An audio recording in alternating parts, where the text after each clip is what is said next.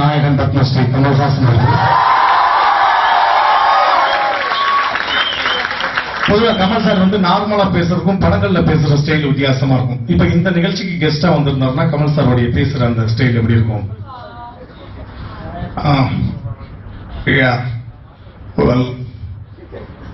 இது ஒரு அருமையான விழா. இந்த மாதிரியான ஒரு நல்ல நிகழ்ச்சிக்காக எங்களையெல்லாம் வரவழைத்து கௌரவப்படுத்திய தமிழ் மன்ற மாணவ நண்பர்கள்,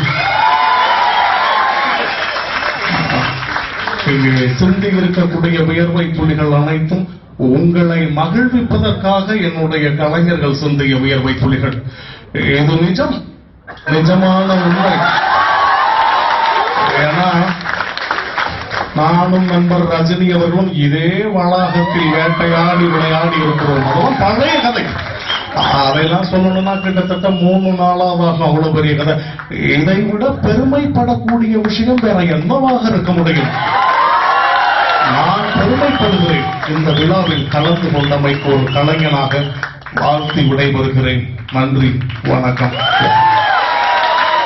இதே கமல் சாருடைய பழைய ஸ்டைல், அதாவது சட்டம் சரளகலா வல்லவன் வாழ்வே மாயம், இந்த பீரியட்ல உள்ள அவருடைய பாடி லாங்குவேஜ் ஸ்டைல் வேற மாதிரி இருக்கும். இப்ப வீரபாண்டிய கட்டபொம்மன் உள்ள ஜாக்சன் துறை பழைய கமல் சார்ட்ட வட்டி கேட்டிருந்தா அந்த பழைய வாய்ஸ், அந்த பழைய ஸ்டைல், அந்த பழைய பாடி லாங்குவேஜ் எப்படி இருக்கும்? சார் வட்டி இது பாருங்க மிஸ்டர் ஜாக்சன் துறை, இதுக்கு முன்னாடி நான் உங்களை பார்த்ததே கிடையாது. அதுக்காக 10 பேருக்கு முன்னாடி வட்டி கேட்கிறோம். நீங்க வயலுக்கும் வல்ல நாப்பு நடல கல்லையும் பறிக்கல, அப்படி ஒரு வேலையுமே செய்யாம என்கிட்ட வட்டி எதிர்பார்க்கிறது இம்பாசிபிள்.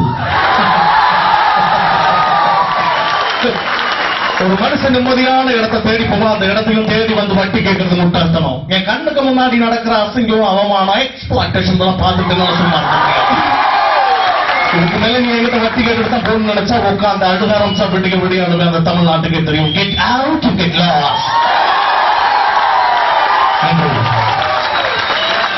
என்னுடன் இணைந்த நிகழ்ச்சி வழங்க எண்ணற்ற நிகழ்ச்சி